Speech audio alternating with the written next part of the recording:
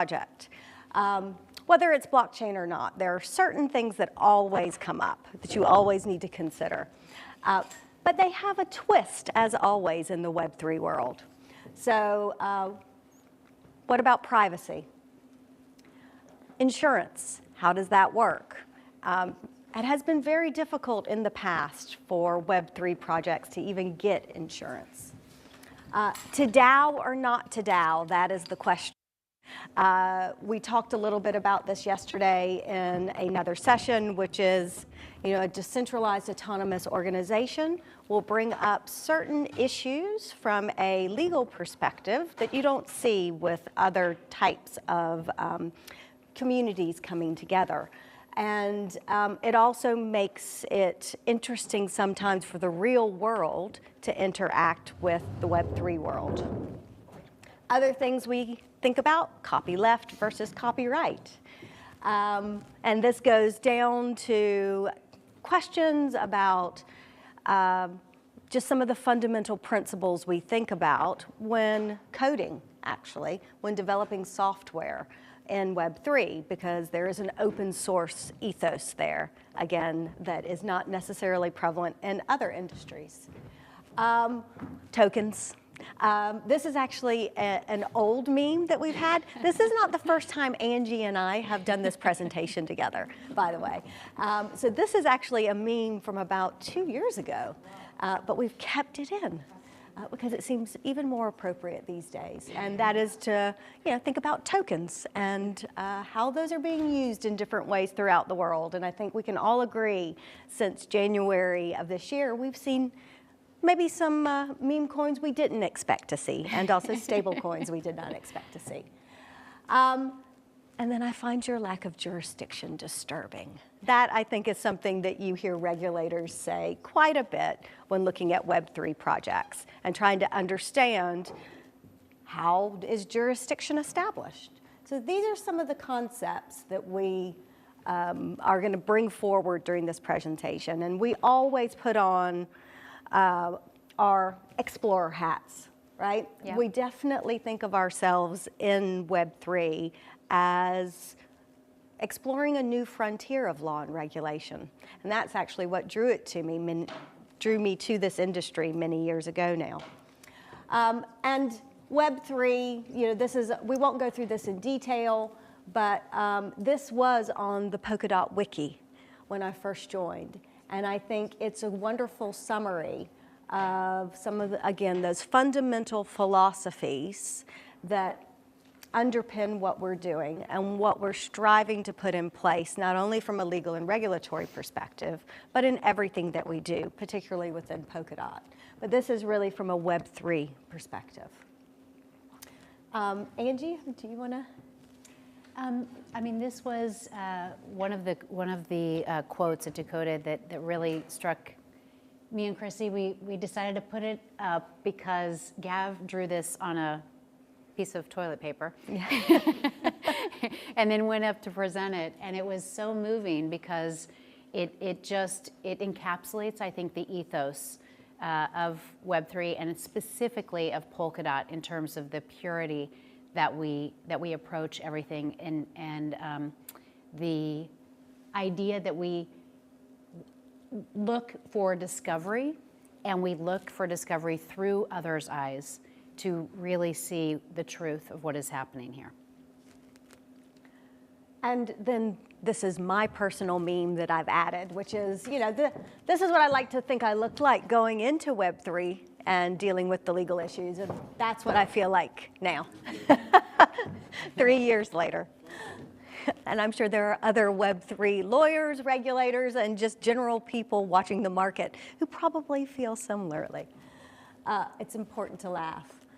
Now, we've been through some of these dry topics. Maybe your eyes are starting to glaze over. So we thought, let's contextualize. And this is something that we tell founders all the time. And I think this is where, Angie is a founder herself, an entrepreneur. I'm helping guide founders a lot of times within the Polkadot ecosystem to encourage them that when they set up their projects initially, that it's done in such a way that they're anticipating issues that might come down the road. So if you get ahead of these legal and regulatory points, if you're being careful, if you're being compliant, if you're raising issues where maybe you can't be compliant because there's nothing analogous, right? You can't get that functional equivalency or regulatory equivalency that Primavera was referring to yesterday, that you're bringing these issues up with the relevant counterparties so you can problem solve together. So, you know, this is part of adulting, as we all know, and it's not always fun, but it's important to get right. So a way to help founders in particular, again, contextualize what they need to do, we decided that we would equate it to something similar to a healthy diet that you would employ on a day-to-day basis when you're thinking about what you actually put into your body. So you need a healthy diet. Although, I mean, I know there's some debate on this at the moment within the scientific community, but let's go with this because I think a lot of people think about how they eat this way. So your decisions matter, what you eat, basically, and you need to be mindful. And things like your gender, your age, your height, your weight, your ethnicity, whether you're active or sedentary, your goals, all of these things are what we as individuals would take into account when we come up with a healthy diet for ourselves and how we live our lives. Similarly, when you're putting together a healthy diet for your company, focusing on legal and regulatory issues, you need to think about, let's call them the 5 food groups, right? Similar to what we had before, which is dairy, vegetables, fruits, grains, and protein. We now have structural, regulatory, staffing, intellectual property, and data. And this is how we tell founders to think about legal and regulatory issues when they're setting up their companies. Similar to the questions that we asked to put together your healthy eating plan, there are questions that you need to look at when you're putting together a plan for a business. Or if you're looking at this from a legal, regulatory, policymaker perspective, I think these are important to think about and the context of the individuals who you want to encourage to be entrepreneurial, to build in your jurisdiction, to employ people where you are based. These are the things they should be thinking about as well, because these are pretty essential. I won't go through all of these in detail, but you can see, like, you know, what is your purpose? Where are you going to be located? You know, where are you going to have bricks and mortar, or are you not going to have bricks and mortar? Are you going to have consultants or employees? You know, who are you trying to serve? What is your use case? And how? How will you do it? How will you pay people? Is it going to be on-chain, off-chain? These are all things that, you know, really practical stuff, which might not be fun to answer always, but are very important. So we tried to put together, underneath, again, those 5 groups, some of the things that come up in Web3 that people need to consider. So under structural, as you'll see, we've talked about companies and DAOs, tax, obviously. Under regulatory, very important to think about that in the context of marketing and communication, which Angie is going to give us some really good case studies about coming up. Also horizon scanning. I mean, that's absolutely essential in the Web3 space to know what's happening around the world from a regulatory perspective. Staffing. In the Web3 world, there are a lot of digital nomads, and people have a lot of flexibility. Also, it's a remote-first environment. And so how do we engage people in order to deliver the work that they need to deliver for us? How do they use AI? Intellectual property, we've talked about. Trademark obviously comes up quite a bit. Domain names, and then data.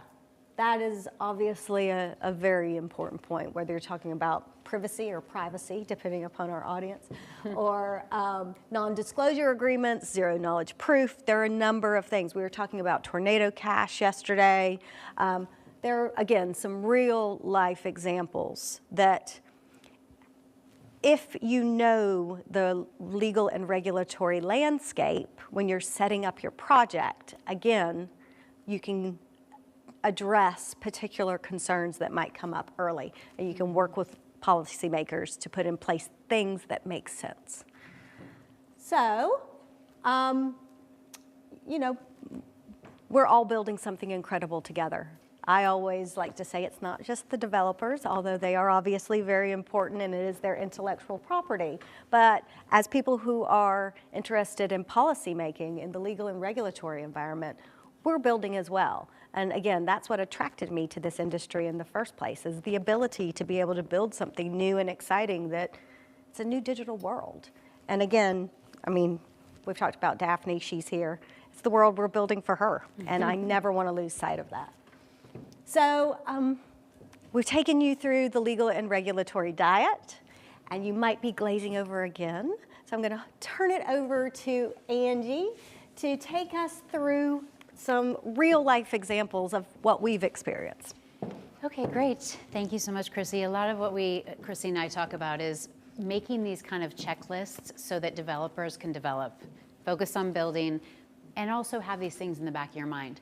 So I'll just take you through the token launch because I think it's a great story and it's part of the Polkadot history that's important, I think, for people to understand. So we went through a 3-year process with the U.S. Securities and Exchange Commission, the SEC, in the U.S. In the fall of 2019, the SEC said, come in and talk to us. And at the time, I remember we thought everyone would rush in to talk to the SEC because, you know, I have, as I mentioned earlier, 20-year background in traditional finance, and I have worked in capital markets and taking companies public, and typically when the SEC says come in and talk to us, everyone rushes to get in line. It turns out we were really the only ones that rushed in to get in line. So, you know, and there was some controversy even a year and a half ago as to whether or not this, you know, form at the SEC was real, and it's actually real. There's just a little tiny form on the website. They said fill out the form, and we filled it out, and about a week later we were in DC.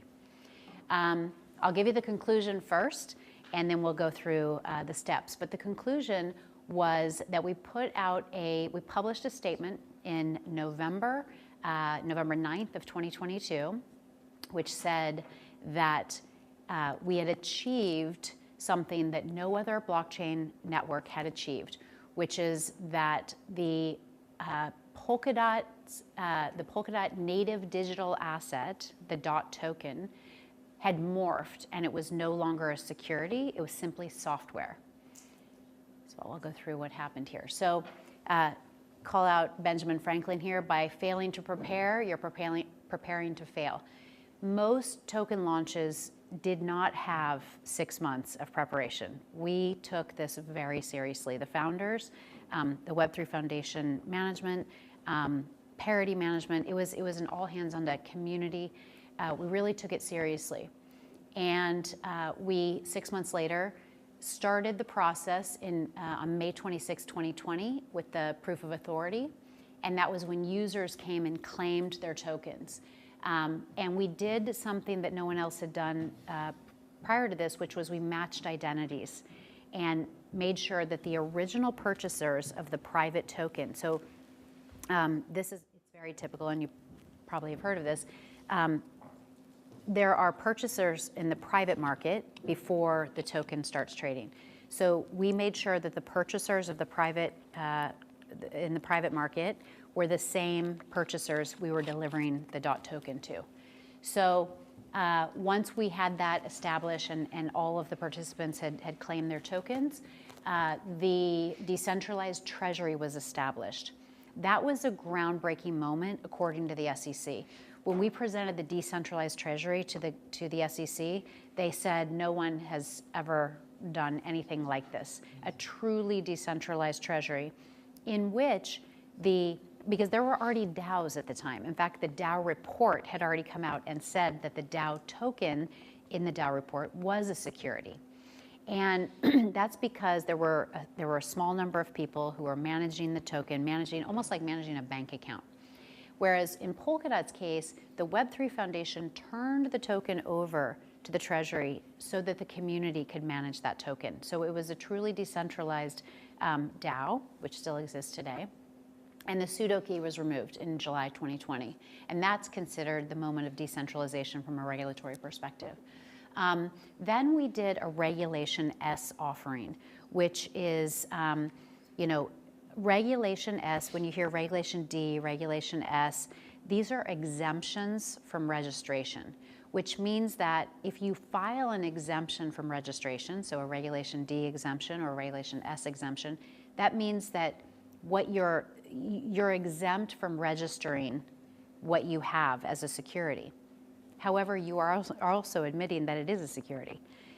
A Regulation S needs to go through the SEC. We had to meet with the SEC, negotiate, put together an offering memorandum, just like an offering memorandum would have existed in traditional finance. So this was the first of its kind, and to our knowledge, there has never been another Regulation S since.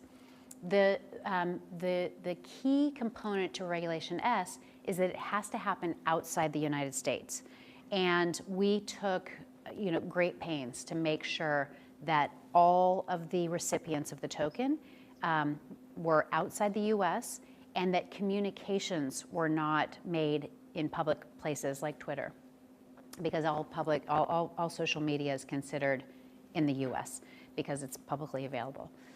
So I'll go into that in a minute. But then August 18th, 2020, the DOT was delivered as a security. This was also a first in the market. We delivered it as a security because when it was issued in the private markets, it was issued as a security. And there was an interpretation and guidance that we had from the SEC that if you issue a token in private markets, when you deliver it in public markets, it's still a security. It's still a security until it is fully decentralized. And if you think about decentralization and you think about a project, a developer, let's say one of you starts a project, it's you, it's maybe a few other developers, it's a handful of people typically that can control the project, right? So the goal in decentralization is to expand that control beyond the founders. And so it's logical that when a token is launched and it's a small group of people who control it, it's still a security. It hasn't decentralized. So the reason it took until November of 2022 to announce that DOT was no longer a security is because it took that long to make sure that the DOT token was fully decentralized and to make sure that things like the affiliates rule were not broken. So if you think about parity, Web3 Foundation, maybe some of the founders, the holdings of all of those entities and the agreements between them had to be separated enough that they weren't considered control entities where one controlled the other, and this was a common enterprise. So we went through, in painstaking detail, every single point in the white paper. We put it in a checklist that was 3 pages long, and we went through and made sure every single thing in the white paper was delivered. And in November 2022, which was a three-year anniversary actually, that's when we decided that DOT was no longer a security. Now I want to go back to the Regulation S because this is something that you'll hear people say that they did Regulation S-like, or they did a launch that was, like one outside the US, but this is the only one we know of that actually happened. There was only one launch message which came from Gav, and this was it. And if we used geofencing, we had KYC AML in place, we had locks on the DOT, by 60-day lock, which we negotiated with the SEC. We had internal controls, we had staff training. We treated this like a public offering that would happen in traditional markets because we wanted to be as conservative as possible. The reason was not to be a hero on the regulatory side. It wasn't to break ground, any kind of ground. We were thinking that everybody was going to do this. It was just to get the technology out there. The technology was so important that Gav and the founders felt we will do anything to make sure that we check these boxes so that we can get this technology out there and so it will be long-lasting and resilient. We didn't do any AMAs, we didn't do any tweets, no retweets, no panels, no press interviews, no responses to press, no other public communications. There was nothing. There was one article speculating that Polkadot had launched, and that was it. So just, one thing when you're, you're in the market and you hear things about Polkadot, you might hear some venture capital firms say things like, we don't really hear much about Polkadot. Or is Polkadot, what's really happening with Polkadot? I hear that in the US. A lot of this stems back to that Regulation S when US investors were excluded. And that is, that was maybe a consequence, unintended consequence, not sure, but that's part of it. Our response to this is always follow the developers. So the reason I'm here right now and took, time out from my busy life in Dotplay to come to Switzerland is because follow the developers has always been our mantra in investing. Follow the developers is the reason I got involved in Polkadot in 2019 after meeting Gav and understanding all the great care that was going into creating the most resilient technology network. 5 years later, my conviction is even higher. So follow the developers, follow the applications, and decentralization is king. So Gavin recently said on X something about dinos, and I wanted to make sure people know that. I said, watch out for dinosaurs. They're not really dinosaurs. Dinos are decentralized in name only. So many networks out there have blockchains that are out there publicly, actually kind of throw out a name. It's probably a decentralized and name only network. But they only have a few people controlling it. If only a few people control a network, it's not decentralized. It's kind of like a company. The top of this got cut off. But anyway, just on decentralization, this is also really important. The Nakamoto efficient just came out, and this is the number of entities that would need to be hacked to is there any way you can pull that down? It doesn't matter. The number of entities that would need to be compromised to take down a network. Polkadot 172. These numbers came out a few days ago, and then you can see the others. And I think that this is really, really important. Ethereum, Bitcoin, Polkadot are really in a class of their own. There are, of course, stable coins, which are in a different class, but so far from what we've seen, it's really just these three. And if you look at these numbers, the Nakamoto coefficient, higher the better, obviously, it's pretty incredible how Polkadot stands out. And this was part of the reason the SEC was so comfortable with our process.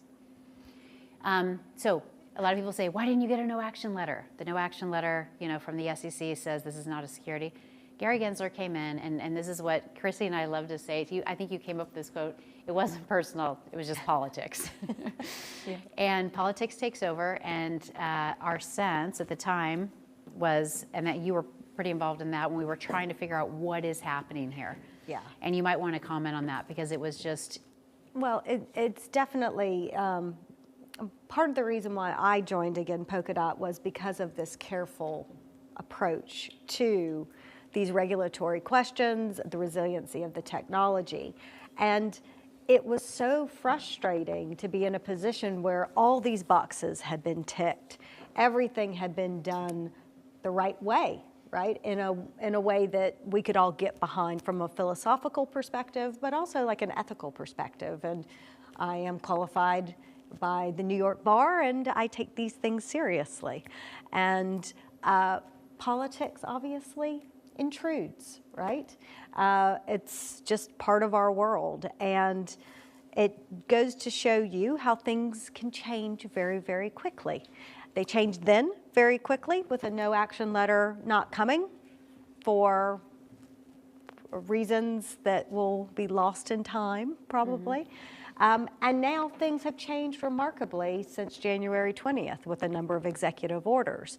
Now, I think we all know that geopolitics currently are overtaking the U.S.'s stated regulatory approach and agenda as it relates to digital assets. I think every country in the world right now is considering the T word, and that is impacting everything that we do. But that doesn't mean that innovation is off the agenda for the US. It still is very much there.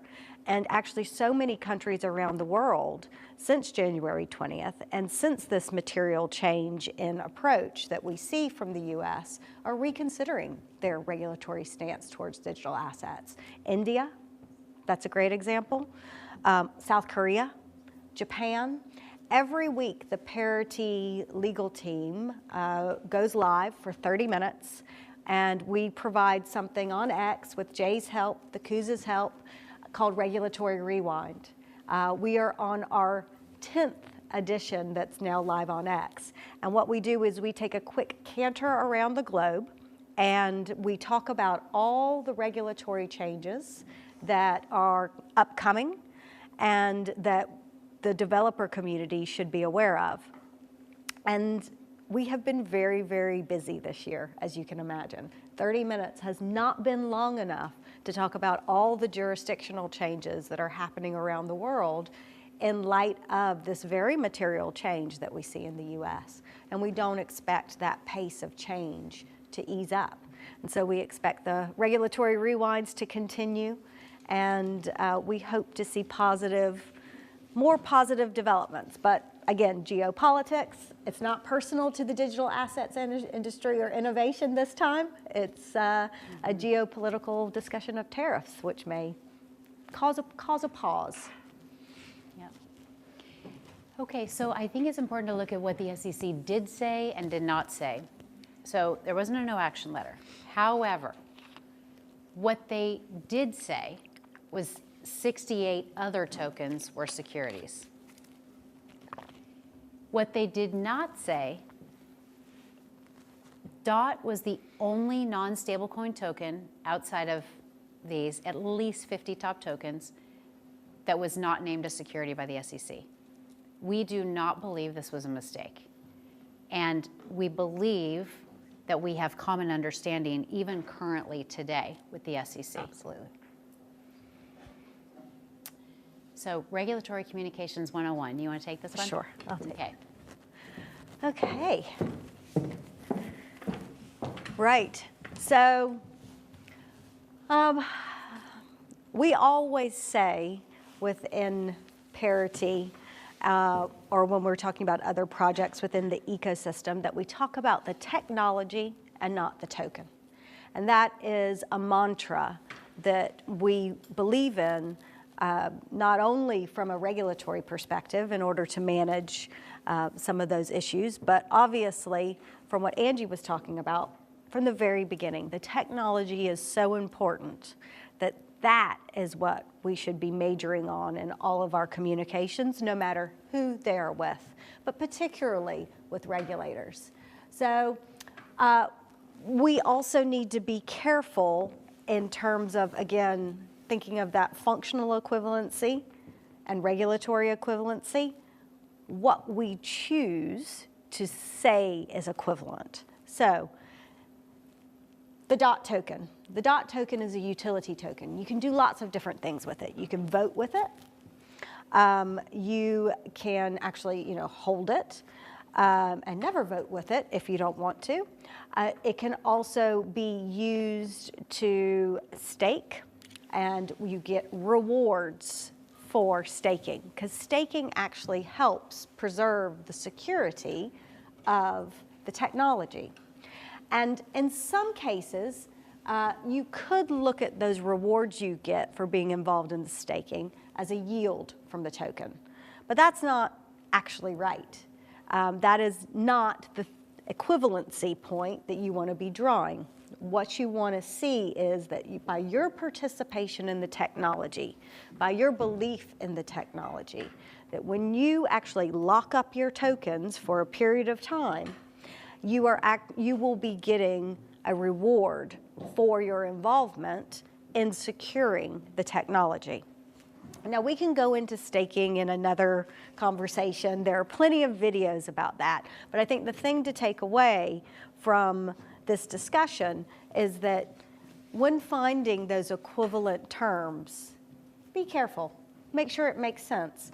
Also, there could be interpretation or translation points that really need to be considered when you are talking about technological terms in different languages.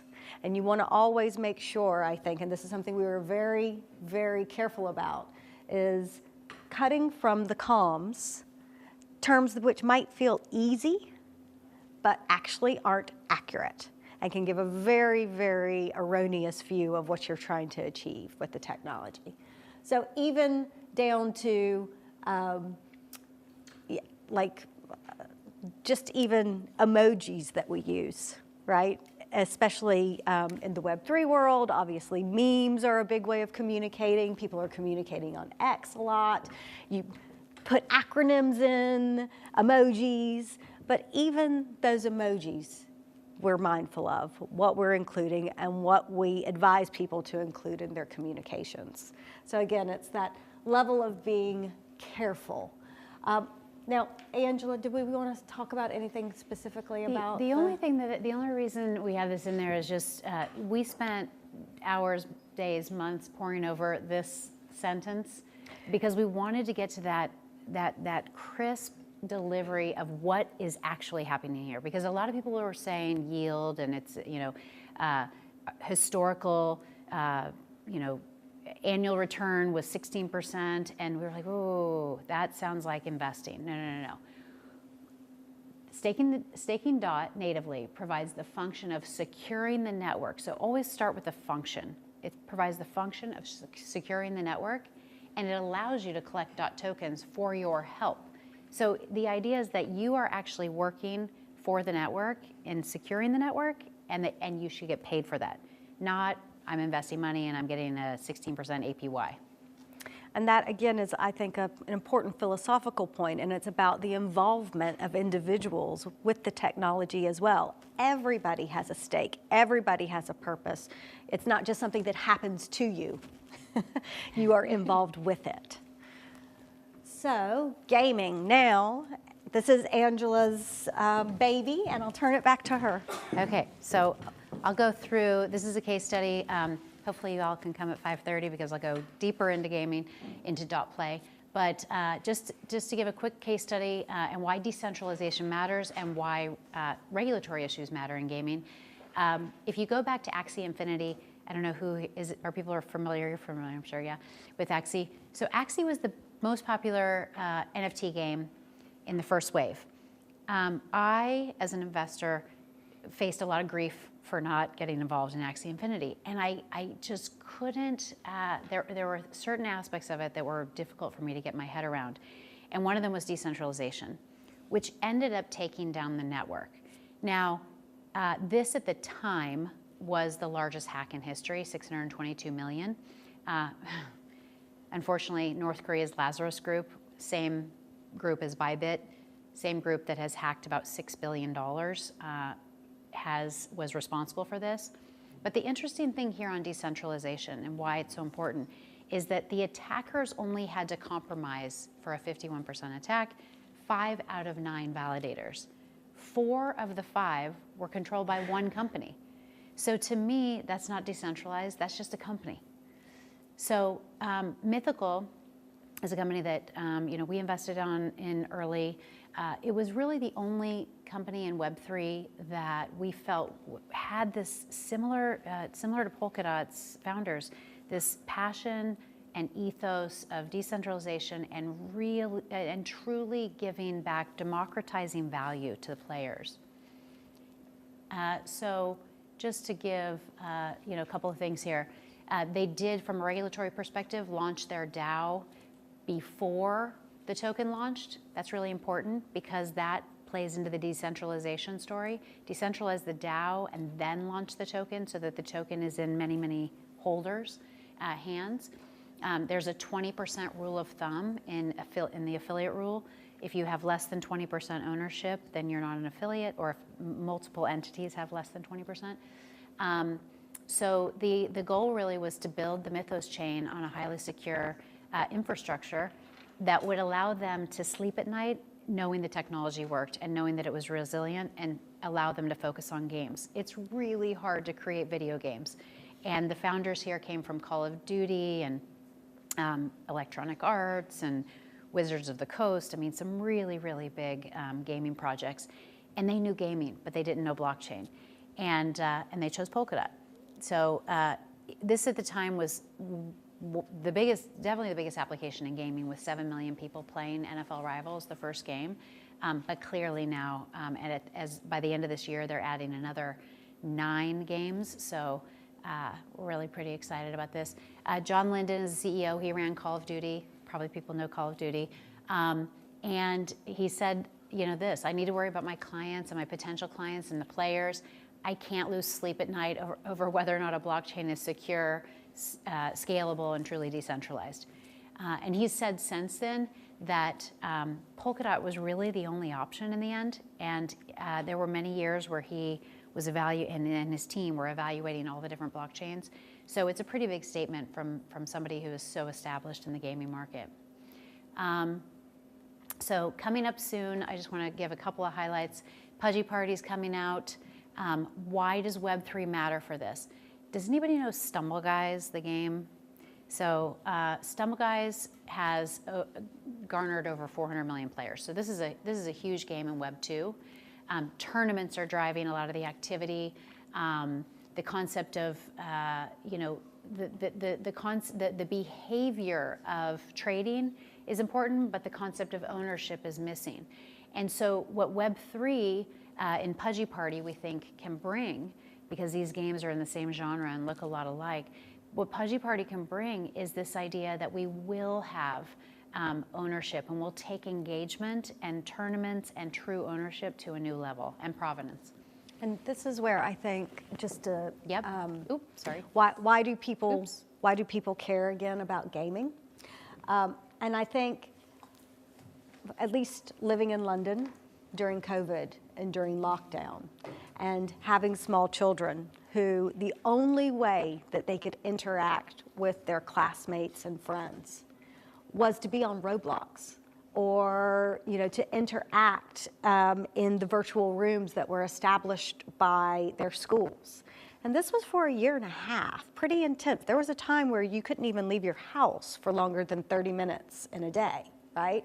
And so this generation, particularly it's Gen Alpha, but the end of Gen Z as well, they are so comfortable with a digital identity, with avatars, with skins, with the concept of digital twins. And I mean, Angie, you have some great examples of like your daughter having certain things in their online. It's like they view the world differently, and they interact with the world differently. And part of that is a function of what they lived through when they were 3, 4, 5, 6, 7, 8, 9, 10, quite formative years of their lives.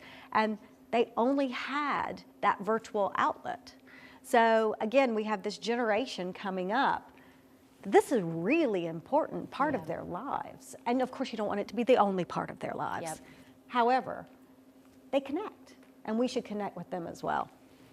100%. I used to joke that my daughter, she was, I guess, 8 at the time, but I would be on a Zoom at my stand-up desk, and she would walk around the other side of the desk behind my laptop screen and grab my thumb while I was on a call and peek around the corner of my laptop and say, just 5 more Robux. I just want 5 more. So yeah, this was social media in the day, and it still is. So, okay, so FIFA Rivals, real quick, go through this. This is coming this summer. This is going to be a massive game. I said that the NFL Rivals game had 7 million wallets connected, which was by far the biggest application that we'd seen in gaming and Web3 across any chain. If you look at the comparison of when Electronic Arts had FIFA Mobile relative to Electronic Arts Madden, which is their NFL game, it was 20 times the size. I think nobody in this room is going to be surprised by that. A lot of Americans are surprised by the fact that it's 20 times the size. But the interesting thing about FIFA Rivals is it could be more than 20 times the size, because when you look at FIFA Mobile and the Electronic Arts version, which people all over the world played that game, but only a very small percentage of the players got involved in the in-app purchases or the economy. In Web3, we are seeing completely different behavior. People are loving the idea of getting involved in the economy. And Mythical is really leading the charge on this because they're putting mechanics in so that under the hood, blockchain is working, Polkadot is working, Polkadot is securing the network. You know, for players, they're just playing games, they're just having fun. And they're seeing new mechanics that they haven't seen before. And this one is really, really important. This was a breakthrough in video games that we haven't seen, and it happened with Mythical. So this behavior is very typical for gaming. I have 3 items, you have 1 item. I'm gonna show my 3 on the screen, you show your 3 on the screen. We're gonna swap these items. Mythical figured out a way that they could do this in a decentralized way where authenticity and provenance can be proven. This increased activity by 20% when they rolled it out. We haven't seen that in gaming. Gaming has been flatlining for the last several years, so this was a big, big deal. The other thing, going back to what Chrissy said about talk about the tech, not the token, if you're launching an application in a consumer-facing technology, talk about the brand, talk about the games. You don't hear Mythical, pitching the value of the Myth token in the same way that you wouldn't hear the CEO of PayPal pitching the value of PYPL. So it's the brand and what the game, and the games are what is important. And so as a result, it continues to win awards, but this one is one that they're pretty proud of, and we're all pretty proud of in Polkadot. And I'm gonna turn it over to you, Chrissy, to bring us home. So we wanted to give you some of these real life case studies. I mean, they're from a policymaker's perspective. I mean, really the use cases for blockchain are unlimited, right? It could be used for supply chains. It could be used for ethical commodities. I think that's a really important area. Voting, obviously. I mean, we could keep on going through any number of examples where blockchain provides the truth, really. It's verifiable. You can't change it. One of the places that it's coming up quite a bit is with AI, right? So AI and blockchain, the new power couple is a tagline you might see. And that's because blockchain theoretically could provide the guardrails to deal with copyright issues, IP issues, any number of issues. Also, AI can get a form of amnesia or dementia, as they call it, because it becomes like a self-fulfilling prophecy, right? And, it's the same information in, bad stuff in, bad stuff out. You can't verify it. And all of these things are being discussed. And I wouldn't say that there is a killer app or killer use case right now related to AI and blockchain, but certainly lots of people are talking about it, looking into it. And these are examples which, if we had more time, we could go through in more detail, because I think also issues come up when you start to think about, from a policymaker's perspective in particular, what is available to the public? What is open source? What do people have access to in terms of the underlying technology? Again, there's many people in Web3 who believe that everything should be open source, everything should be available. But then you start to see disagreements. And a great example of a disagreement is the OpenAI Elon Musk discussion. And Elon Musk helped set up OpenAI as an open source platform, right? And it has now been taken to something that is closed, away from those open source beginnings. And that is one of the disagreeing points that you see, or points of disagreement, I should say, between Sam Altman and Elon Musk. And that's actually really important from a public policy perspective, because that's all about a company making profit. And how is that going to be taxed? Do you want these AI models to be purely driven, or do you want them to be accessible to everyone? Do you want to know what the learning models are that are being used in order to produce the data? Do you want to have any kind of oversight over these things? And we're getting into a slightly different area, which again, it's not necessarily covered by this presentation, but the key is good regulation. And the key, I think, for regulators is to take the time, like y'all are doing, to understand the technology, to meet with people who are building the technology, to understand both how it can benefit governing, but also can benefit the people who you are governing themselves, right? So it can go both ways. And then also the society that you are working towards in this new digital world, because some of these points can have such far-reaching consequences. Before you finish, I want to add one example of this, which is in gaming. You know, as people care more and more about the digital assets that they're purchasing in these, you know, metaverse spaces like you're building, I feel like there's a, you know, there's a concern around authenticity. AI pours gasoline on that fire.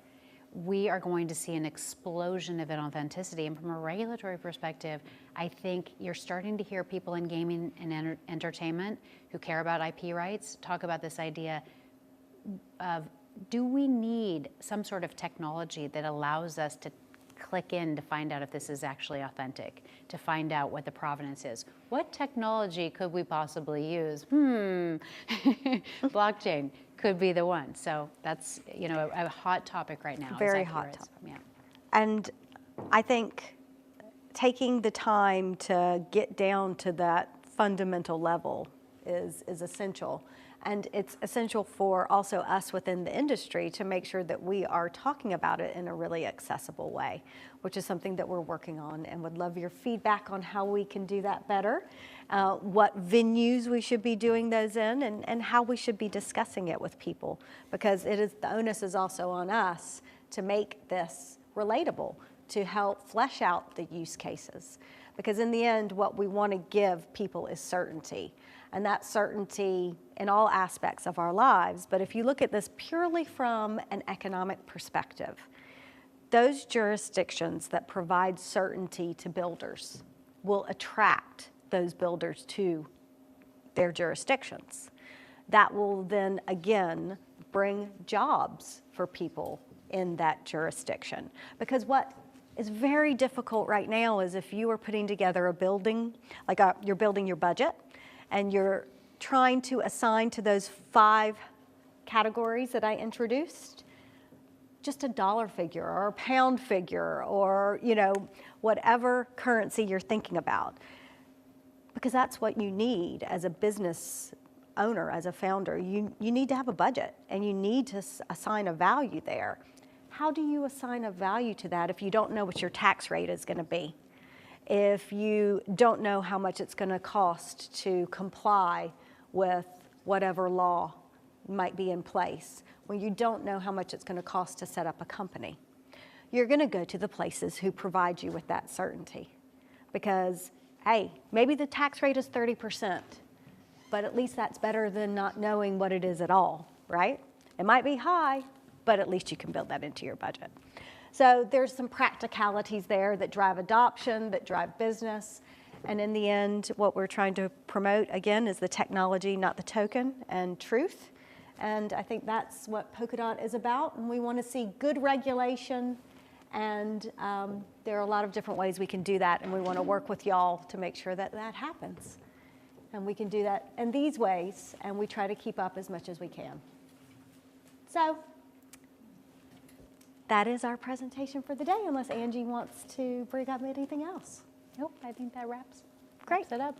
Thank you.